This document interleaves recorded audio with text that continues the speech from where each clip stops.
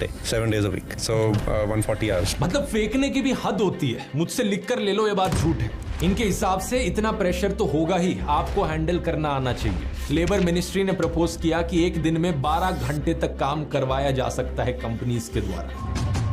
इसलिए मेरी रिक्वेस्ट है कि हमारे यंगस्टर्स कहें कि मैं एक हफ्ते में 70 घंटे काम करना चाहता हूं। बड़ा सवाल ये कि टॉक्सिक वर्क कल्चर होने के बावजूद ऐना जैसे लोग, ऐना जैसे एम्प्लॉयज अपनी नौकरियां क्यों नहीं छोड़ते।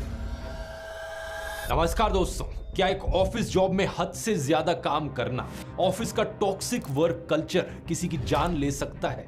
इसका एक जीता जागता उदाहरण हमें कुछ दिन पहले देखने को मिला। 26 साल की चार्टेड अकाउंटेंट एना सेबेस्टियन पेरेल पुणे में अर्न्स्ट एंड यंग ग्लोबल की एक मेंबर फर्म के साथ काम कर रही थी। इनकी मां अनीता ऑगस्टीन ने EY इंडिया के चेयरमैन को एक चिट्ठी लिखी जिसमें उन्होंने बताया इनकी बेटी को वर्क प्लेस पर इतना ज्यादा काम दिया गया कि वो ओवर स्ट्रेस्ड हुई, इतना ज्यादा रात रात में जगना पड़ा कि इसकी वजह से उनकी मृत्यु हो गई। A 26-year-old Anna Sebastian Perel tragically died in Pune. Anna Sebastian Perel was working for EY at that Pune office. Are Indians overworked? इस पूरी चिट्ठी को आज मैं आपके सामने पढ़कर सुनाऊंगा ताकि आप इन पेरेंट्स का दर्द समझ सको, क्योंकि बात पता है क्या है दोस्तों, ये कोई आइसोलेटेड केस नहीं था।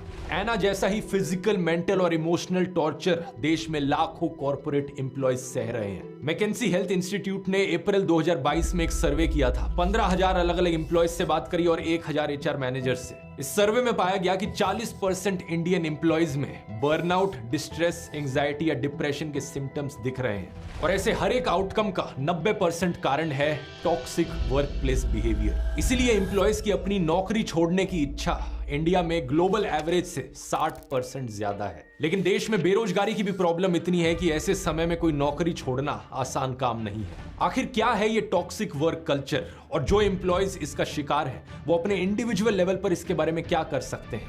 आइए समझते हैं आज के इस वीडियो में।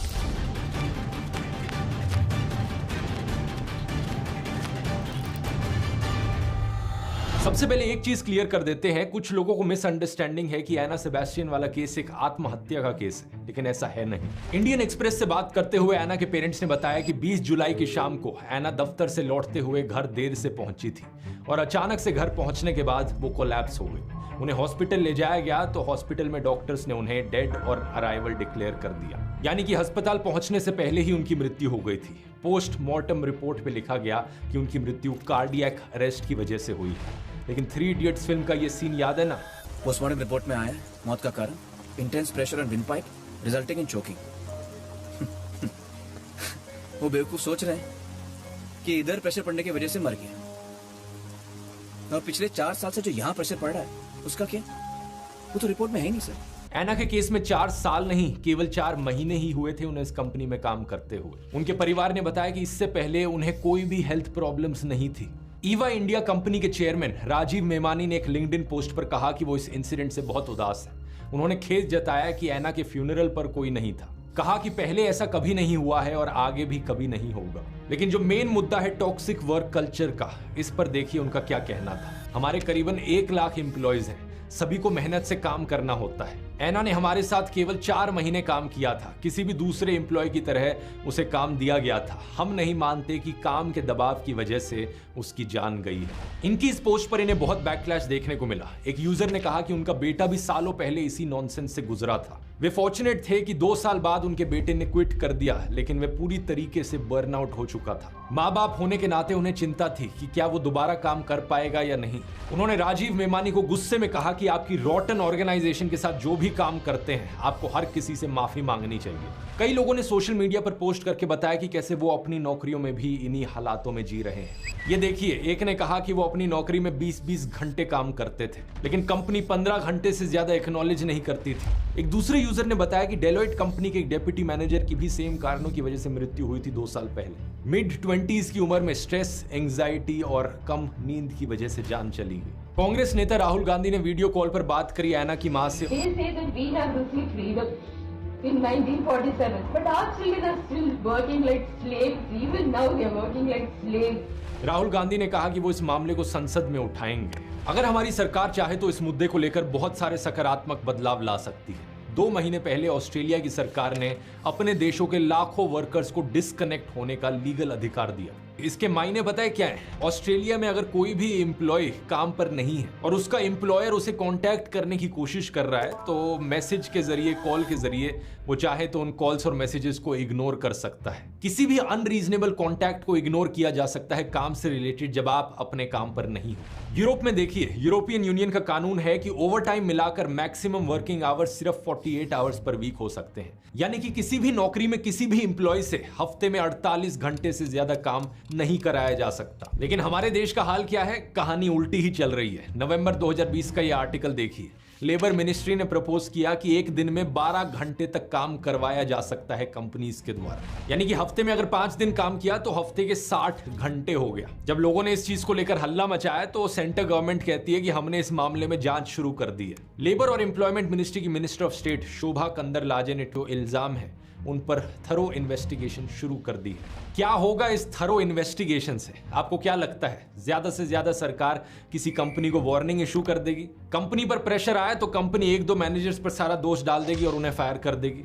जबकि ये बात हर कोई जानता है कि ये किसी एक एम्प्लॉय या किसी एक मैनेजर की प्रॉब्लम नहीं है। जो भी मैनेजर्स हैं उनके ऊपर प्रेशर रहता है उनके बॉस का, उन बॉसेस के ऊपर प्रेशर रहता है उनके ऊपर के बॉस का, और इसी तरीके से दरअसल में जो प्रेशर आता है वो सीधा टॉप से आता है। इस चीज का सबसे अच्छा प्रूफ है इन बड़े बड़े अरबपतियों की, इन कंपनियों के मालिकों की सोच।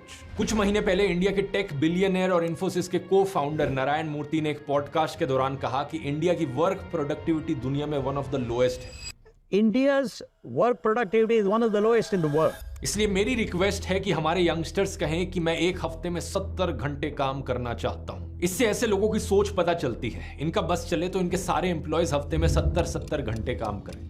और इसके मायने पता है क्या होंगे? अगर आप एक 5 डे वर्क वीक मानते हो तो हर रोज के 14 घंटे काम करो। 8 घंटे की तो नींद ही हो गई, तो बाकी सब चीजों के लिए सिर्फ आपके पास 2 घंटे बचे। और अगर कोई हफ्ते में 7 दिन काम करे तो 10-10 घंटे हर दिन काम करना पड़ेगा अगर 70 घंटे करने हैं। नारायण मूर्ति की सेंसलेस बात को दूसरे कॉर्पोरेट्स ने भी सपोर्ट किया, जैसे कि ओला के सीईओ भवेश अग्रवाल। ये भी चाहते हैं कि देश में यूथ 70 घंटे हफ्तों में काम करे। और जब इनसे खुद पूछा गया कि ये कितना काम करते हैं तो देखिए इनका क्या कहना था।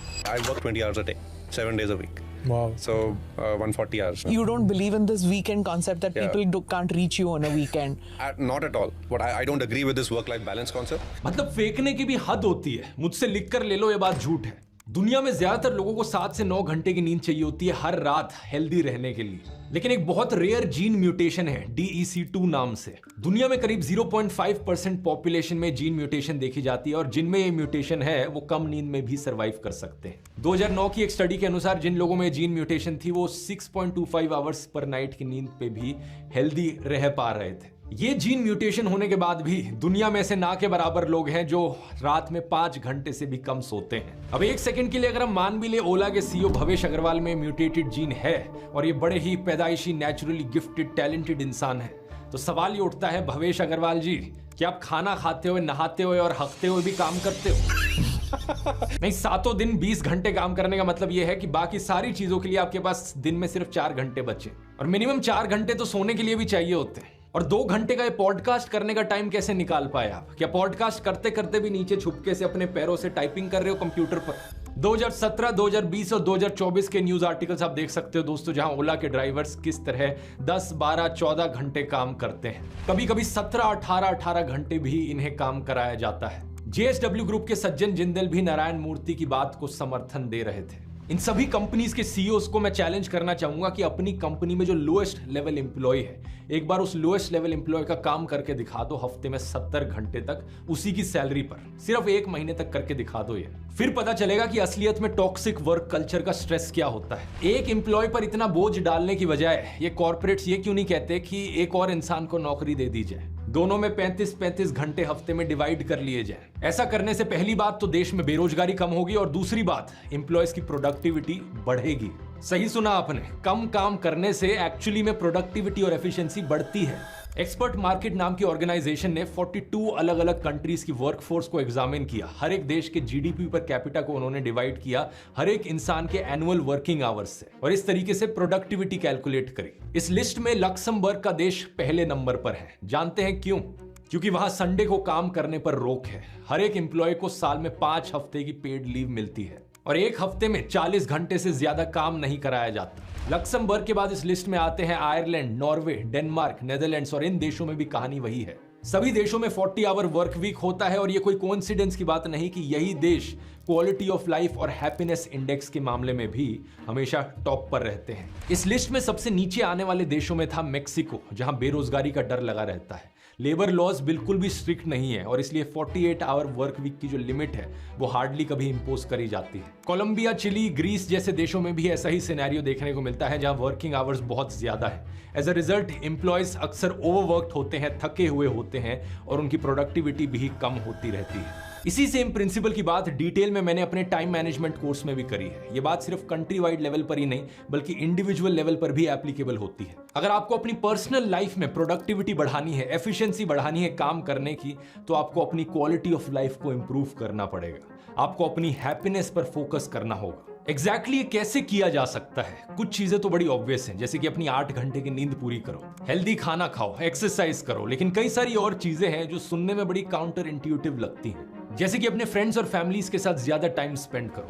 इन्हीं चीजों को मैंने डिटेल में कोर्स में एक्सप्लेन किया है। ये पूरा कोर्स बहुत ही डिटेल्ड और कॉम्प्रिहेंसिव कोर्स है, जिसमें मैं आपको ना सिर्फ टाइम मैनेजमेंट सिखाता हूं बल्कि goal creation, life satisfaction, task management, productivity और हैप्पीनेस दोनों साथ साथ कैसे बढ़ाया जाए ये भी सिखाया जाता है। इसके अलावा आप सीखेंगे कि कैसे आप प्रोक्रेस्टिनेशन और डिस्ट्रैक्शन से हमेशा के लिए छुटकारा पा सकते हैं। पिछले महीने इस कोर्स का नया हिंदी वर्जन लॉन्च हुआ था और पहले लोग जिन्होंने इस कोर्स को कंप्लीट किया उनके आप रिव्यू स्क्रीन पर देख सकते हैं। मुझे बड़ी खुशी है देखकर कि इन लोगों को ये कोर्स कितना यूजफुल लगा अपनी जिंदगी के लिए। अगर आप भी ज्वाइन करना चाहते हैं, इस कूपन कोड को इस्तेमाल कीजिए LIVE48 LIVE48, आपको 48% ऑफ मिलेगा। इसका लिंक नीचे डिस्क्रिप्शन में मिल जाएगा या फिर आप इस QR कोड को भी स्कैन कर सकते हैं। अब एना सेबेस्टियन के टॉपिक पर वापस आए तो एक बड़ा सवाल ये कि टॉक्सिक वर्क कल्चर होने के बावजूद एना जैसे लोग, एना जैसे एम्प्लॉयज अपनी नौकरियां क्यों नहीं छोड़ते। मैं यहां आपको उनकी मां की चिट्ठी पढ़कर सुनाना चाहूंगा क्योंकि बहुत सारी चीजें उससे साफ हो जाती हैं। फ्रॉम अनीता ऑगस्टिन, लेट एना सेबेस्टियन पेराइल की मां, to Rajiv Memani, EY India chairman. प्रिय राजीव, मैं ये पत्र एक दुखी मां के रूप में लिख रही हूं। एक दुखी मां जिसने अपनी प्यारी बच्ची एना सेबेस्टियन को खो दिया है। मेरा दिल भारी है और मेरी आत्मा टूट चुकी है जब मैं ये शब्द लिख रही हूं, लेकिन मुझे लगता है कि हमारी कहानी साझा करना जरूरी है, इस उम्मीद से कि किसी और परिवार को हमारे जैसा दर्द ना सहना पड़े। एना ने नवंबर 2023 में अपने CA के एग्जाम्स पास किए थे और 19 मार्च 2024 को EY पुणे में एक एग्जीक्यूटिव के रूप में शामिल हुई। वह जिंदगी से, ख्वाबों से और भविष्य के लिए उत्साह से भरी हुई थी। EY उसकी पहली नौकरी थी और वह ऐसी प्रेस्टीजियस कंपनी का हिस्सा बनने के लिए रोमांचित थी।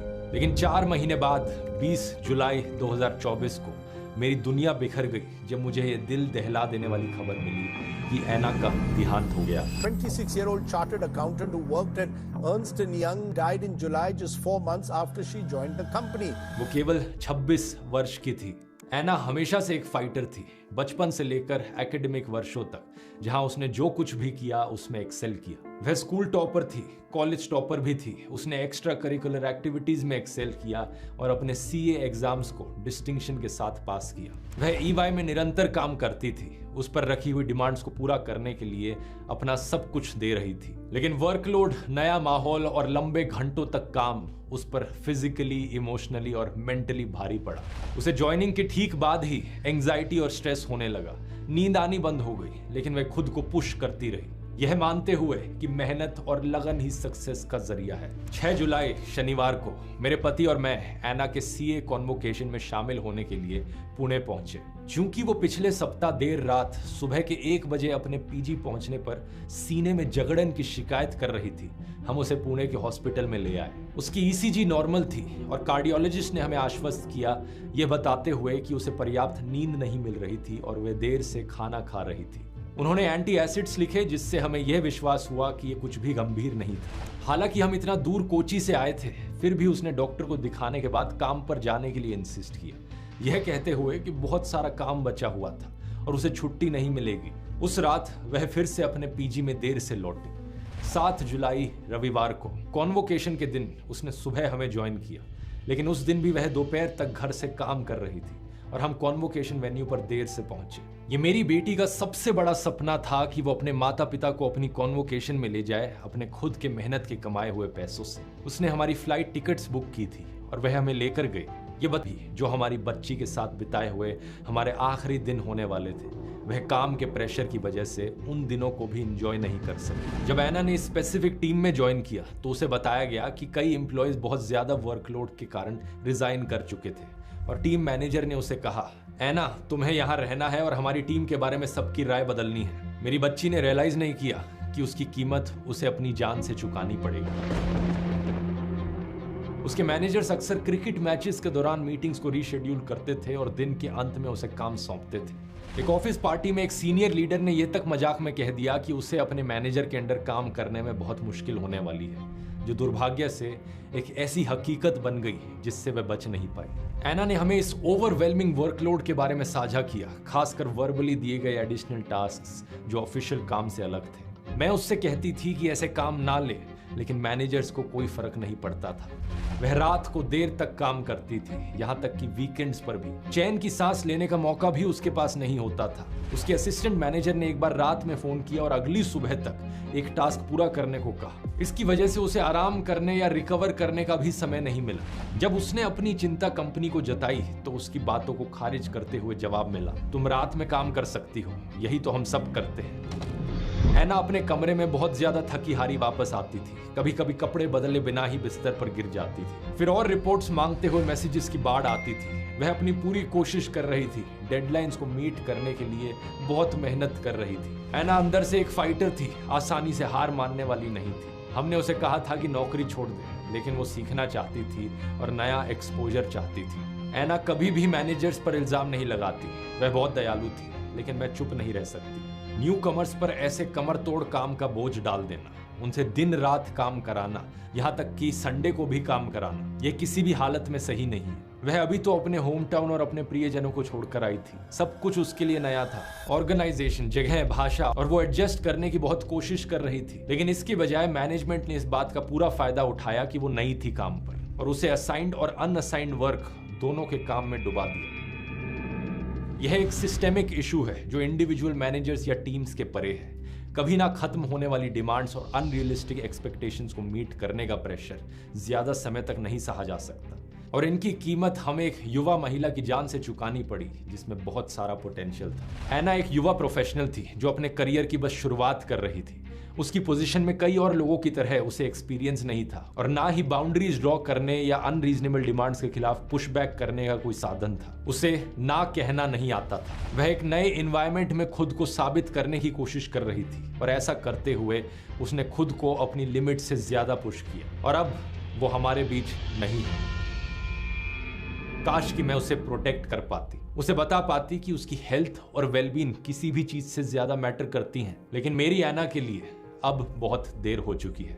राजीव, अब मैं आपको लिख रही हूं क्योंकि मुझे लगता है ईवाई पर अपने एम्प्लॉयज की वेलबींग सुनिश्चित करने की गहरी जिम्मेदारी है। ऐना का अनुभव एक वर्क कल्चर पर रोशनी डालता है जो ओवरवर्क को ग्लोरीफाई करता है, जबकि उन काम के पीछे इंसानों को निग्लेक्ट किया जाता है। ये सिर्फ मेरी बेटी के बारे में नहीं है, ये हर एक युवा प्रोफेशनल के बारे में है जो उम्मीदों और ख्वाबों से भरा हुआ ईवाई को ज्वाइन करता है, लेकिन अनरियलिस्टिक एक्सपेक्टेशंस के वजन के नीचे चकनाचूर हो जाता है। मैंने ईवाई की ह्यूमन राइट स्टेटमेंट को पढ़ा जिसमें आपके सिग्नेचर हैं। मैं उस स्टेटमेंट में एक्सप्रेस किए गए वैल्यूज का मेरी बेटी द्वारा फेस की गई रियलिटी से मिलान नहीं कर पा रही। ईवाई जिन वैल्यूज का दावा करती है, सचमुच उनके अनुसार जीना कैसे शुरू कर सकती है?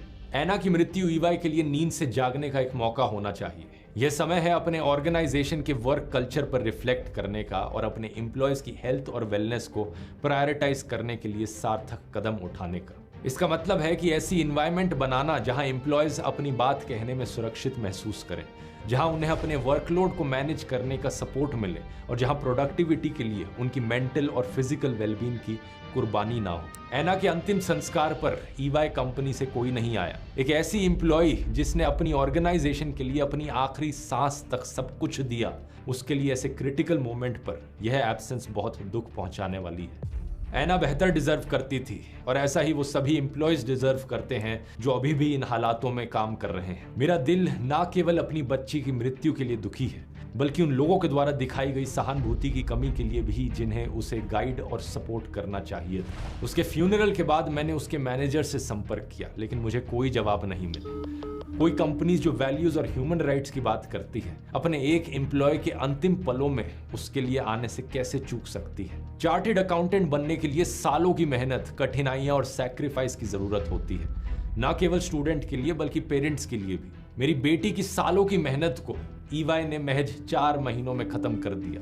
मुझे उम्मीद है कि इस लेटर को आप उसी गंभीरता के साथ लें जो ये डिजर्व करता है। मैं नहीं जानती कि क्या कोई माँ के इमोशंस को सही से समझ सकता है जब वह अपनी बेटी को विदा करती है।